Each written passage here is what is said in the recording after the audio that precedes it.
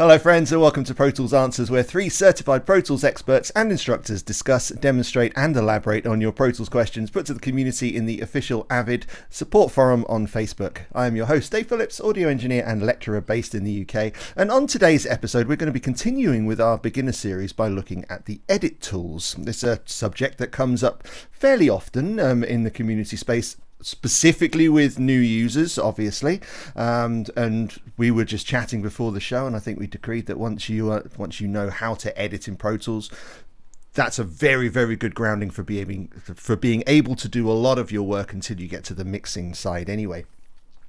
And with me as ever are two gents who put the super in supercalifragilisticexpialidocious, Mr. Anders Motz at Tonkraftwerk in Austria.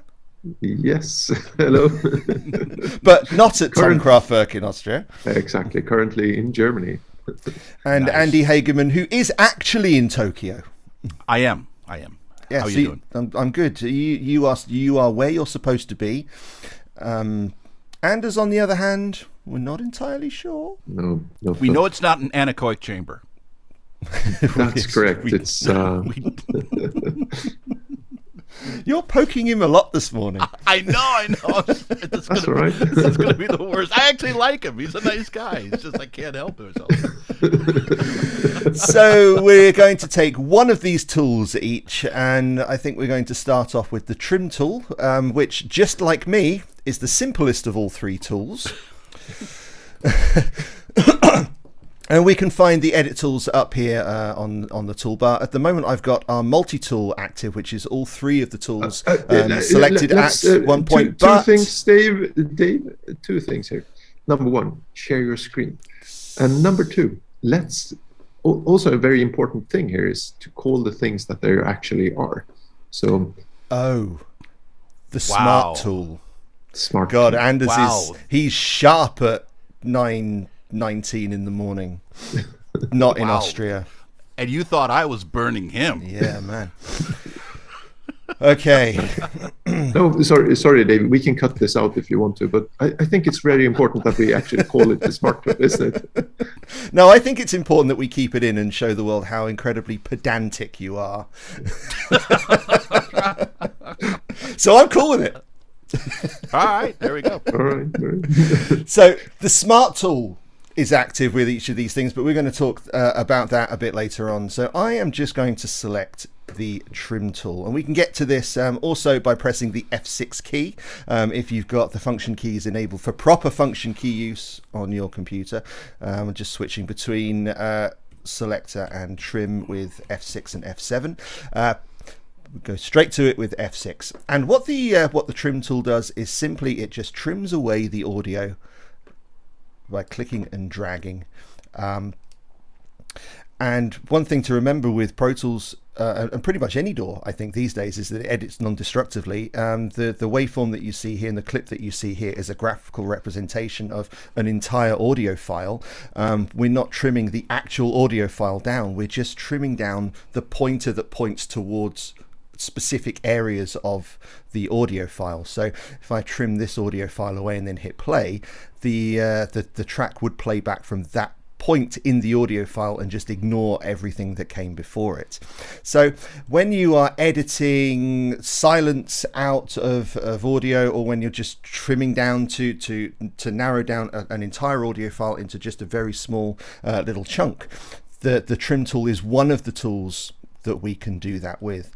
And the trim tool's got a couple of interesting operations. So just clicking on the left hand side of the clip will enable you to trim from the left.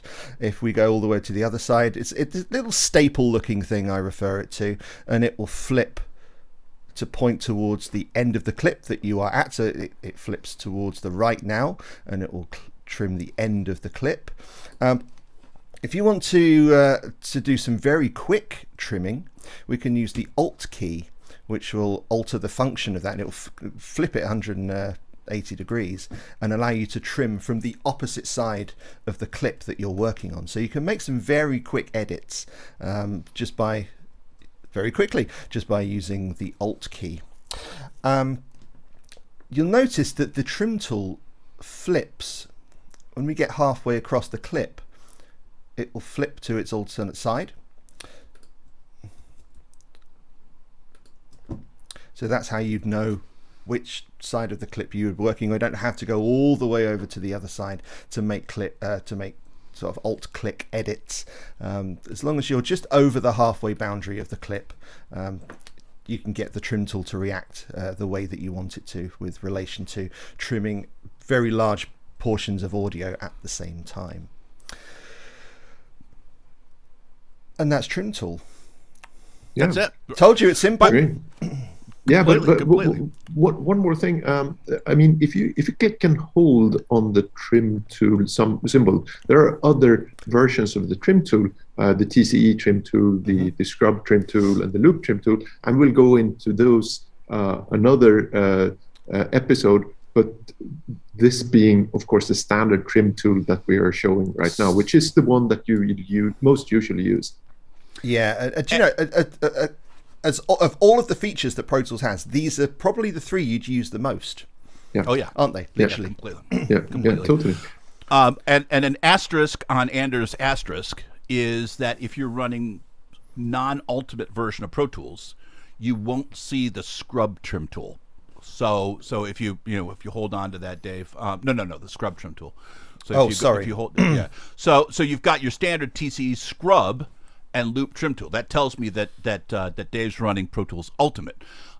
If you don't see the scrub trim tool, don't worry. It just simply means you're not running Pro Tools Ultimate. That's one of the tools that you get with Ultimate, but not with the other versions. Yeah, great stuff there. That's a very useful tool. A tool that we all use every day, more or less. Okay, do you want me to do the next tool, the selector tool, or do you want to do it, Andy? Either way. Okay, so I'm doing it. All right. I'll just share my screen here. So the next tool that's how that you we are do it. looking. By the way, when I'm teaching, I'm back to classic Pro Tools look because it looks better on the on the Beamer. So okay. I've switched away from dark mode back to this on my regular work. I've given dark mode a good go. I prefer this look. I love dark mode when it's dark in the room where I'm working, and when it's a very light room like this one, I prefer the classic Pro Tools look. Okay, so we're doing the selector tool, and the selector doesn't have any other versions than this. It's the standard selector tool, and what you can do with it is, of course, select stuff. So if you click and drag to make a selection, that is what you will select. And it looks fairly simple. That's like the basic operation, but it has two little smart functions included in this. And this is if you want to select an entire clip. For instance, this clip, I can just use the selector tool and double click on that clip, and that will select it entirely. And if I wanted to select all of the clips on this track, I can triple click on any of these clips, which will select all of them. And that's a very handy feature, something that I use quite a lot.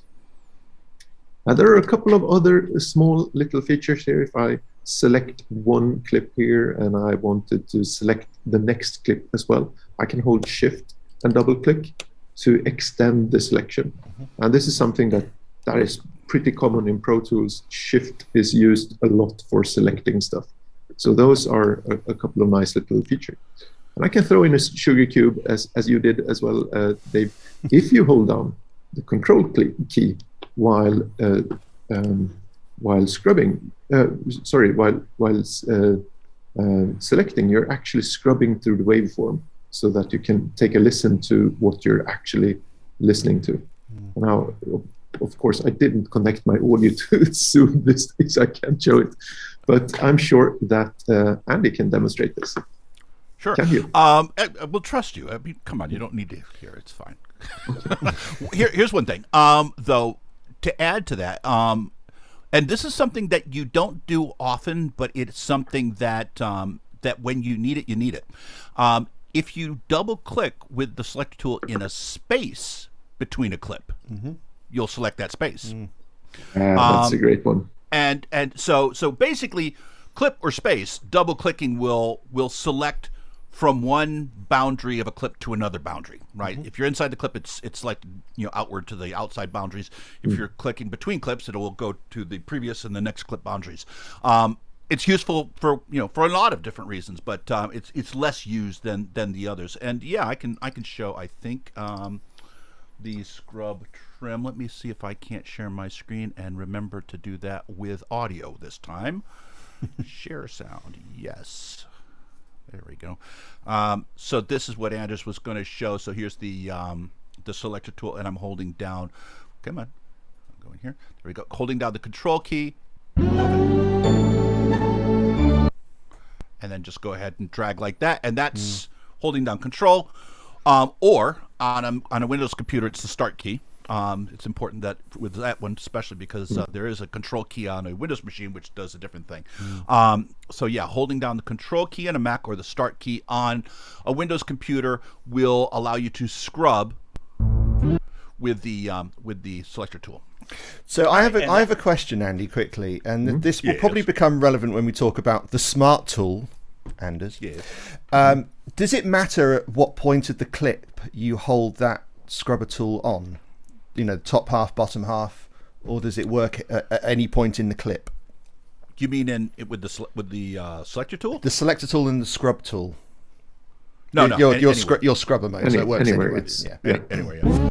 Yeah, top, bottom. It doesn't matter. It's just once you start dragging one way or the other, that's the direction it's going to start scrubbing. I see where you're going, Dave, but this is when you're using the selector tool standalone, not, of course, if you're in Smart tool, which we'll come to in a minute. Of course. Yep. No, I only asked because when it was at the bottom of the screen, it was selector tool, and when it moved to the top, it changed to the scrubber tool. And I just wonder whether Andy had pressed the tool, the modifier at the right point. Yeah, just wanted to be sure. No, it's a good question.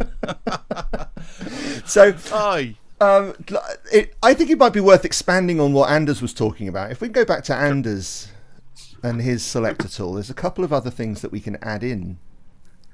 Yeah, sure. Let me just share my screen here. Yeah. So you were discussing just selecting on one track, but we can also select across clip boundaries. You mean track boundaries?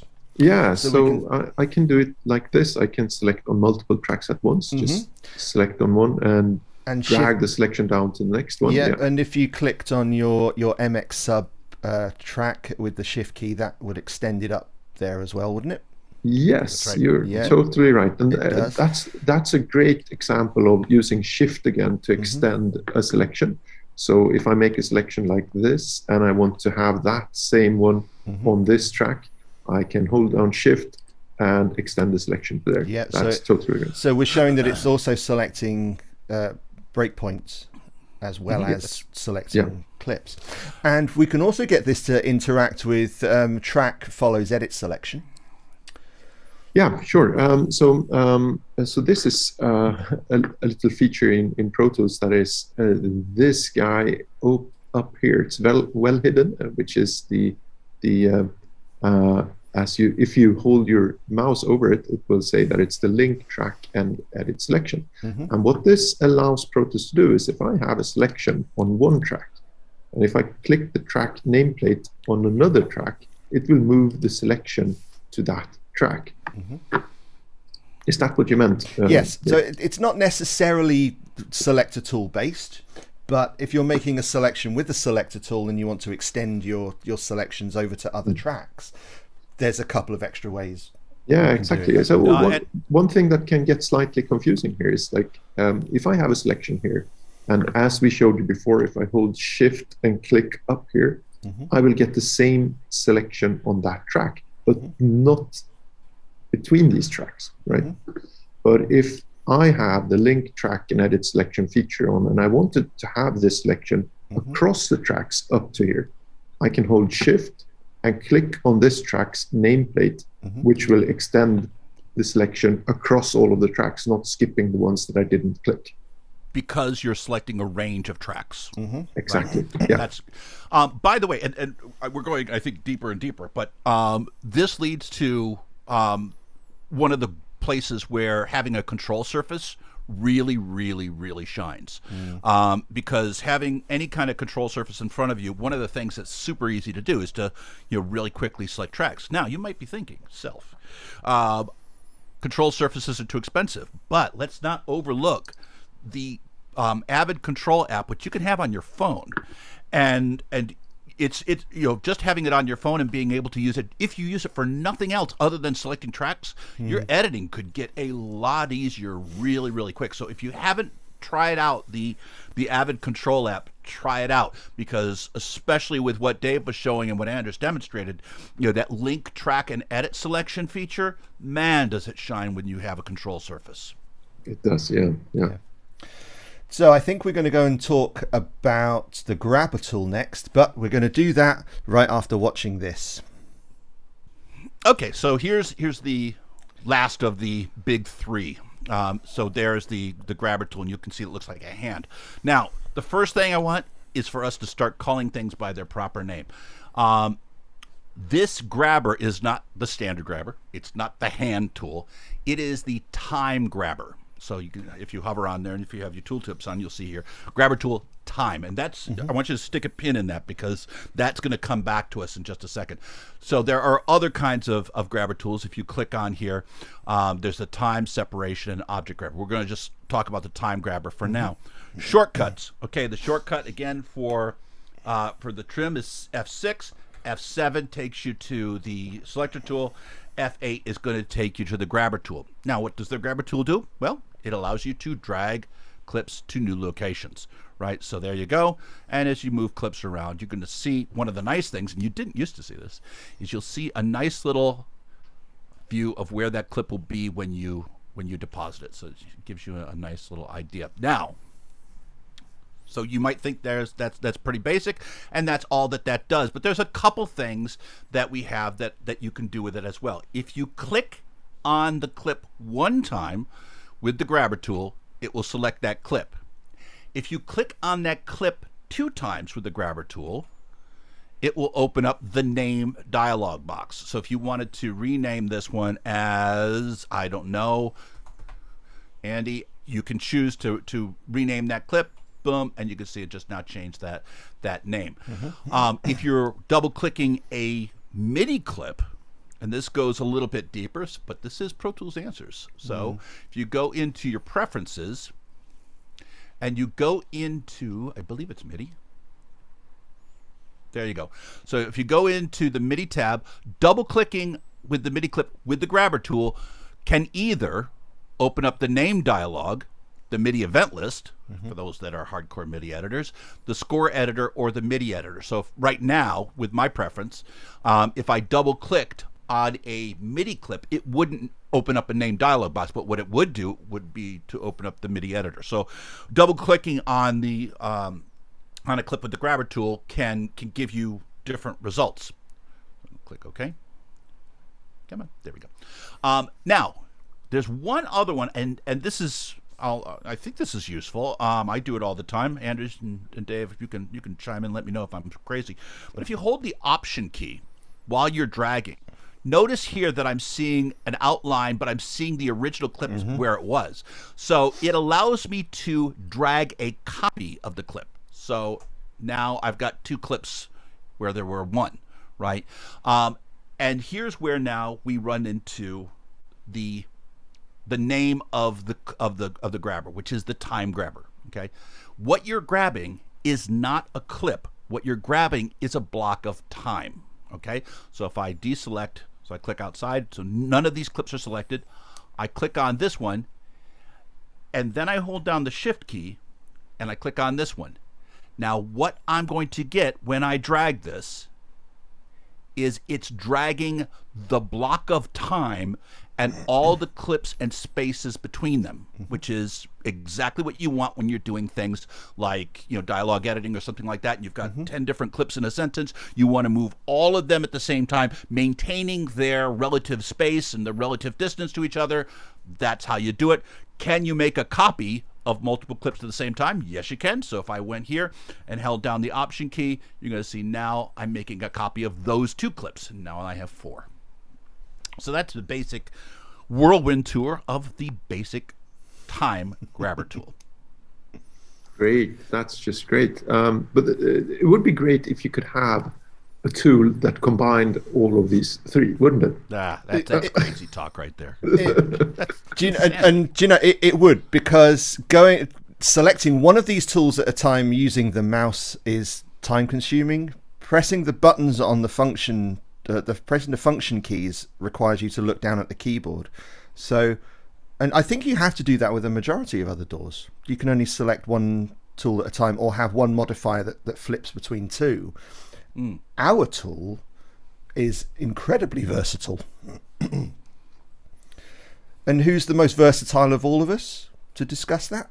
I'm going to go with Anders. Andy? I'm going to go with Dave. Anders? I'm going to go with Andy. No. This worked well. I can start it. We're moving the ball around between us here. Okay. Nobody wants to talk about it. It's a big hot potato. No, it's a great tool. So if you have these three little tools here, the trimmer, the selector, and the grabber tool, of course, and around there is like a thick little border. And if you click on that one, or any of the three keyboard shortcuts associated with these F6, F7, F8, 2 or 3 of them will enable the smart tool. And in the top half of the clip, you still have a selector as a standard selector. And of course, you can hold control to scrub back and forth using the scrubber selector. And if you go to the bottom half of the clip, you're actually changing into the grabber tool, which Andy will talk about. So how about the trim tool? Dave, can you still use that in Smart Tool? Oh, yeah, of course. So if you move to the left-hand clip boundary, when you get close enough to it, the tool will change over to the trim tool. And if you do the same thing on the other side, it'll flip over to the trim tool that side. And just humour me here, is it because the selector tool and the grabber tool are dependent on what half of the clip your cursor is on? But what about the trim tool? Is that all the way up and down? It is. Almost. Until you get to the corners. Until you get to the corners, almost. So how about the grabber tool, Andy? Still same functionality with the grabber tool, just go through the bottom half of the clip, right? That's exactly right. Yeah. So it acts just like the grabber tool again with the double clicking to rename tracks and the whole 9 yards. So so you get all that functionality. Now, one of the things, Anders, that I saw you do is as you were moving to the corners, I saw these square little icons. That one. What's up with that? Yeah, so that's a great feature. That's a fade in tool. So if I click and hold here, as you can see here, I'm creating a fade in on this clip. And you can see in real time how Pro Tools calculates the waveform for how it will actually sound. And of course, if I go up to the right-hand corner, I will get the same fade out tool instead, because that's a clip end, right? And if I have two clips that are adjacent or like next to each other, if overlap, thank you. Yeah. If I go to the point where they overlap in the bottom corner, I get the crossfade too. Yeah. The clips don't necessarily have to overlap. You can still have two subset clips that are next to each other, just as long as there's enough audio file to be able to make a crossfade. Yes. Yeah. So if you have two whole file clips that are just adjacent, then there's not enough audio. That's a better way of saying them. Yeah, and of course, if we really look at this, so if I put my selector in here between, this is the point where they cross and blend. But of course, this waveform needs to extend all the way to here, and this waveform on the right-hand side needs to extend all the way to here for the crossfade to actually happen this way. Because as you can see, the volume is going down from the outgoing clip and going up to the incoming clip. Now we can edit those fades as well in real time. They're not stuck, are they? So that's right. So you could use the trim tool on the fade. Oh, How do you do that? So go to the trim boundary, Okay, the fade boundary, sorry, on the right hand Do I side. need to- A bit yeah, further so over There to you the go. right. Pop it and drag it. So now you can trim a fade. So there are times when I will use the Smart Tool for hours and not realize that I just haven't changed my tools at all, because there's so much that you can do with just this tool. This is, for me, this is the key to fast editing. Yeah. So this is great because I can trim in the fade here, the start point. Where can I do that on the other You end? can if I do it want on the to- other end as Sure well. can. Yep. Okay, so as you see here, as I get over the border here, I actually get a new little trim tool, which is just trimming the length of the fade in. Now this one will get your noodle. Move to the right. Sorry, move to the left clip boundary. Like so? No, clip boundary, not the fade boundary. Yeah, okay. Clip. There like we go. this, yeah. Yeah, but make sure that it's fading, or that it's pointing in, just like it is right now. Now Yeah. drag it. Oh, this is nice. You're trimming the clip, but keeping the trim. length of your That's fade right. ins and With the fade fade. out. That's just genius. Great stuff. Is there another way to edit your fades using the Smart Tool? But you can use the grabber to double click the fade. Okay, And so that- if I'm that- here and double clicking it, opens it up will the actually window. open the fade dialog, which gives me a lot of options. But are there other ways as well?